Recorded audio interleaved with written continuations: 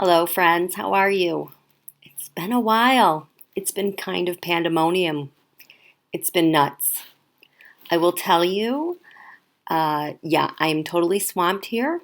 I've been telling you guys things are going to break, um, things are going to happen. And I am swamped here, also supporting friends and family here who are going through some tough stuff. And now people are home from school, it seems like, for the rest of the year. So I will try to check in as often as I can. Tonight, what I am doing, I think it's really important to share with all of you, is that, I happen to go on Twitter. By the way, I'm not checking into my account at all. I just will type in a name to just their handle and see what maybe happened to just do a quick check.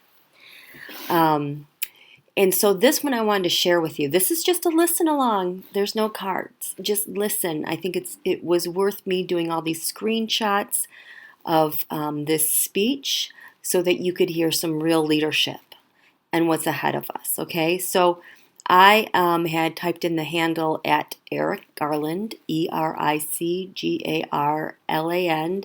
He can be a real bright, positive space and a good dose of reality. But what he shared tonight was Macron's speech, the president of France. He addressed the nation. It's a very beautiful speech. I don't speak French. In fact, you know what? I tried French when I was in college, but failed the first semester and said, you know what, this isn't for me. But I've always liked him a lot. And he gave a real heartfelt speech to his nation, the reality of what they're facing and the sacrifices that everyone has to make, and puts it all in perspective and does it in such a beautiful way. And so what I'm doing is I'm including screenshots from that, his actual speech. I don't know if it's going to line up with what I'm reading to you, but for those of you who know the language, it's not going to line up. It's going to be a mess. So don't let me know that it's a mess because I already know. But I just want to read this aloud to all of you because I just found it so pressing. And then after I read this aloud, I am going to read Eric's commentary about it. So here we go. Macron begins. Thursday last, I told you about the health crisis our country is facing. Perhaps for some of you, COVID-19 is a faraway idea. It has become an immediate, pressing reality. The government has taken bold, firm action to stop the spread of the virus. Daycares, schools, high schools, and universities have been closed since last Thursday. As of Saturday, bars, restaurants, shops also closed up. Events with more than 100 people have been forbidden. France has never had to take such radical, however temporary, steps during peacetime. These actions were taken in an orderly fashion on the basis of science, with one sole objective: to protect us from the spread of the virus. Thursday last, we had a consensus around keeping the first round of the municipal elections. Sunday, we were able to vote. I want to thank the state, the mayors, all those who managed polling places. I'd like to also thank the French people for following the rules while voting. I've seen people in France going around cafes and parks like nothing has changed. You are not protecting the rest of us. Even if you have no symptoms, you can still transmit the virus to your friends, parents, grandparents, and their friends and grandparents, the health of people dear to you. We are getting to a point where our health system is breaking down, where the pressure is on the healthcare workers. All of our energy needs to be on slowing the progression of the virus. Follow the rules of prevention is the only way to take pressure off the healthcare system. Don't call the ambulance except in case of emergency. Don't go to the ER except in case of very high fever and respiratory distress. Starting tomorrow at noon and for a minimum of 15 days, I have ordered new restrictions for all citizens. The goal is to reduce all social, physical contact to the absolute minimum. This means foregoing meeting in the park, visiting friends, anything of the sort. Shopping for food, keeping 1 meter of distance with other people. Healthcare visits, if work from home is impossible. Taking a walk for exercise but not to meet friends. All companies must make allowance so the maximum number of workers can do so from home. Any breaking of these rules will mean sanctions. I say to you very solemnly tonight, let us listen to our healthcare workers. If you want to help them, stay home. Yes, we have new rules, but I want you as citizens to apply them to yourselves as a measure of your responsibility and your solidarity with your fellow citizens. Having consulted the President of the Senate, the Chamber of Deputies, as well as my predecessors, I decided to postpone the second round of municipal elections. The PM has informed the party heads in the legislature. Everyone is unanimous. My dear fellow citizens, I am taking account of the impact of these decisions on your life. This is all heartbreaking, but we can hold the line. We can work with our neighbors, create new solidarity between the generations, to innovate what we need for this moment. I ask you to stay in your homes and remain calm. I've seen instances of panic in all sorts of ways. You need to watch out for disinformation. Keep people in your house informed, read, focus on what counts. I think that's what matters in this moment. A proper sense of this moment is important, so avoid panic, fake news, fake experts. We've got clear, transparent information for you, and we will keep giving it to you. I know that this new effort of which I ask you is unexpected, but the circumstances demand it of us. We are at war. A health war, of course. We are not fighting an army or another nation, but the enemy is there. It's advancing, and we need to mobilize. We are at war, and the entire activity of the government and parliament needs to be forward fighting this pandemic. Nothing can distract us from this mission. All government reform initiatives will be suspended, starting with the retirement reform. Starting Wednesday, there will be a law proposed to give the government emergency powers when necessary to legislate via executive order in the areas relating to the management of this crisis. The law will go to Parliament on Thursday. We are at war. I ask all stakeholders, political, economic, social, all French people to come together in national unity, the kind that has allowed our country to overcome so many crises in the past. We are at war. This nation will care for its children, healthcare workers in cities and hospitals, those on the front line of combat that demands all of their energy, determination, and solidarity. Those healthcare workers have the right to ask things of us. We owe them the means to do their work, the protection to do it, and we will be there. We owe them masks, sanitizing gel, all the equipment needed, and we will watch over them. The government has decided, along with scientists, to reserve masks for hospitals in the city and the countryside. Masks will be delivered tomorrow night to the 25 departments with the most cases of COVID-19 Wednesday for the rest of the country. We also owe healthcare workers daycare for their children, and a daycare service will be set up at daycares and schools. We owe them peace of mind for while they work and rest when they need a break. Taxis and hotels can be used to help them. The state will pay the whole bill. We are at war, yes. This country will support the most affected areas just as it will those affected tomorrow. I want to assure the residents and healthcare workers of the East that we will support them through the influx of patients and the overload of the hospital system. I know what they've been going through. We will be there for them. I've decided to order a field hospital from the French Army Health Service to be set up in Alsace. The Army will deploy its resources to transport the most ill patients and reduce the congestion in hospitals. To contain the virus and preserve our health systems, Europeans made a common decision starting tomorrow at noon. All border entries to the Schengen area of the European Union will be closed. All travel between non-EU countries and the EU will be suspended for 30 days.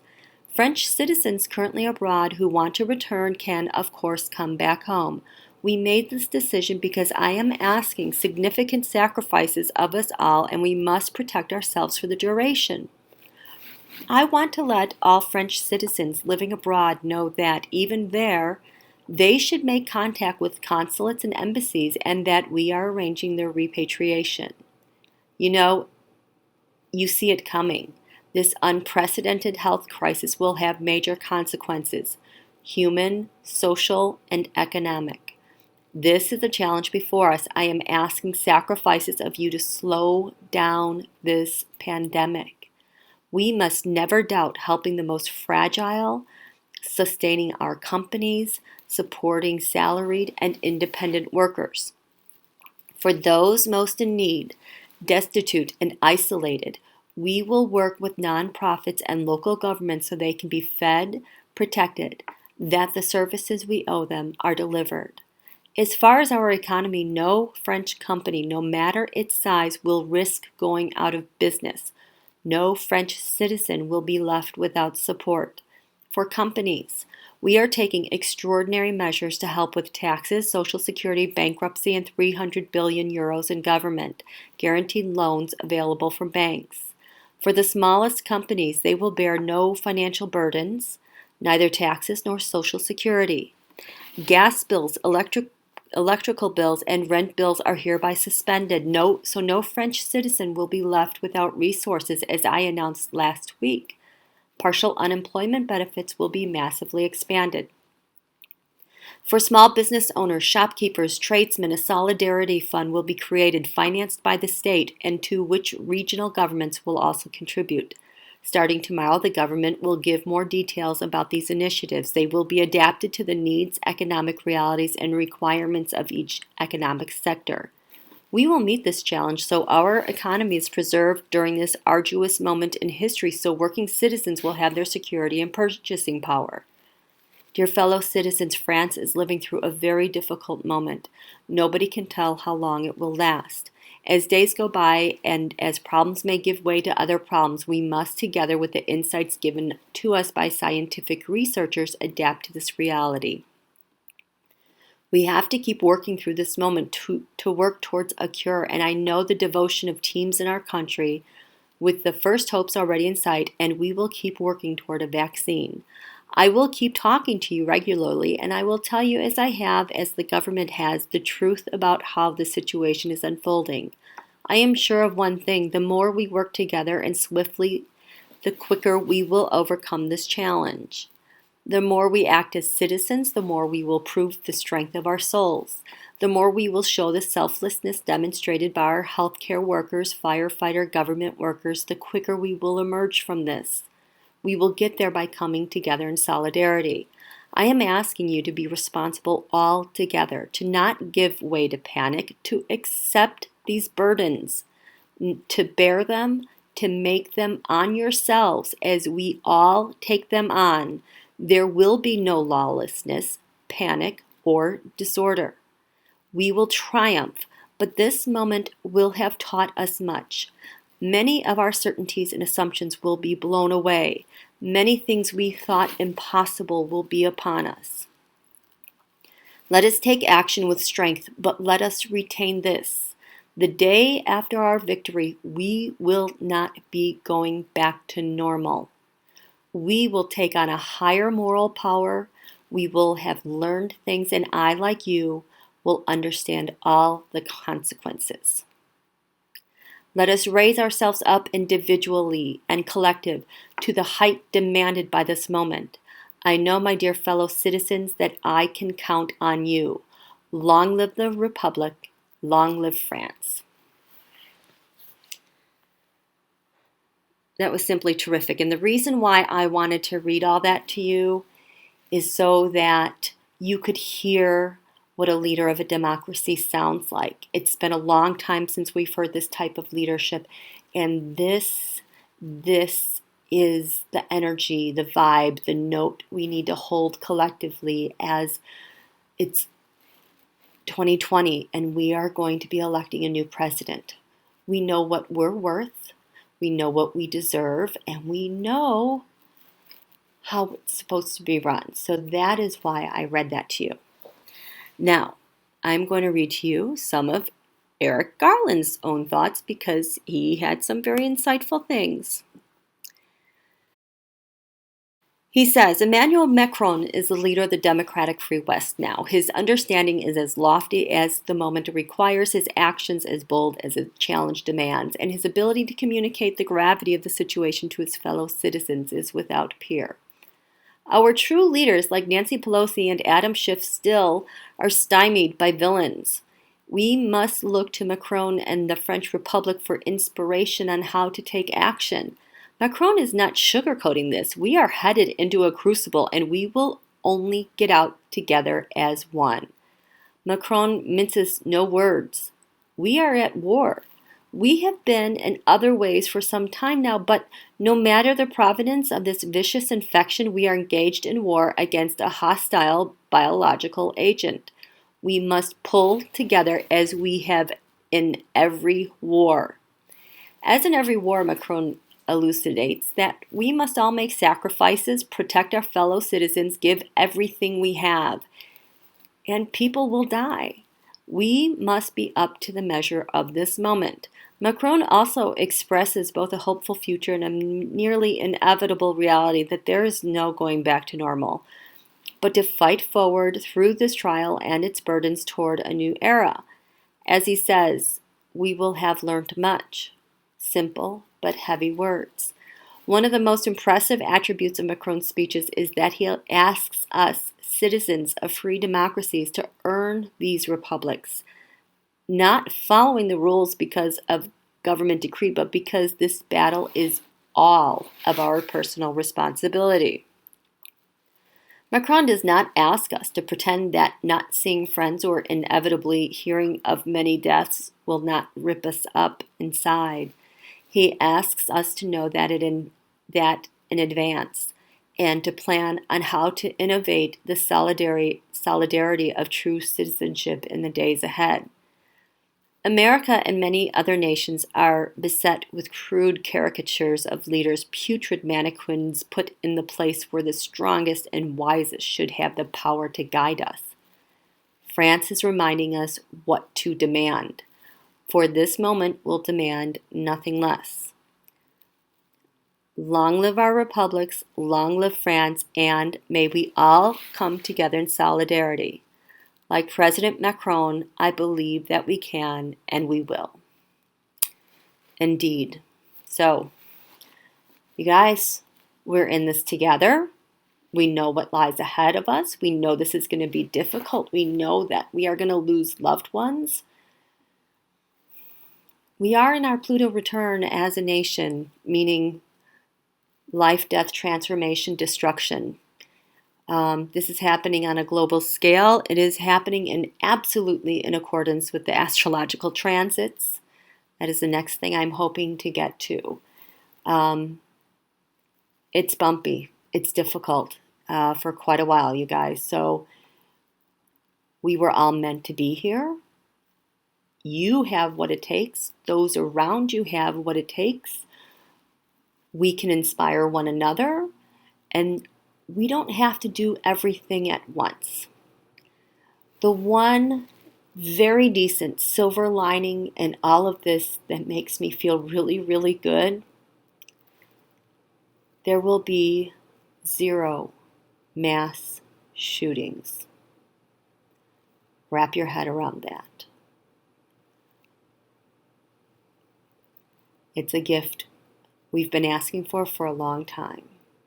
There are many gifts we've been asking for a long time that are transforming everything right now. Take care of yourselves. Wash your hands. Vitamin D, vitamin C, all those good things. Selfishly take care of yourselves. We've got plenty of time to get through all of this. We are not in any rush, but to just stay home. Okay? Lots of love to you guys. Hang in there.